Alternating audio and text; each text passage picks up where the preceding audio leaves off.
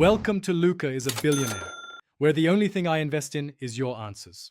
You will begin by confirming the exact device model and OS version so you pick the right method, and you will make a quick backup or screenshot of relevant settings.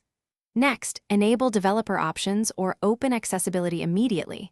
These tools often expose the toggle you need.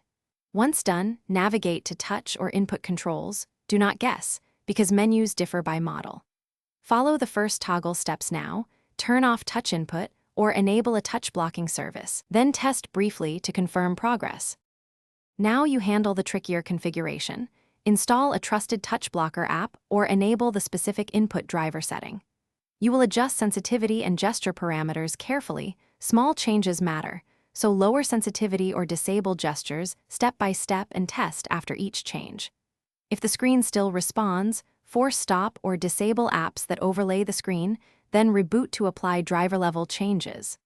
Once changes stick, check physical cases or screen protectors as they can cause false positives, and retest in common use. Finish by verifying the disabled touch behavior in real tasks. Try typing, swiping, and opening apps so you see exactly what changed. Make sure to save or note working settings, and keep your backup screenshot handy so you can restore previous states quickly if something breaks. If the touch remains active, clear input app cache, boot into safe mode to isolate third-party apps, or roll back recent updates. That troubleshooting tip often resolves stubborn cases.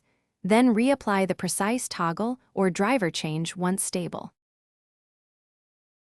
Thanks for watching and please subscribe. It's the best investment you'll ever make.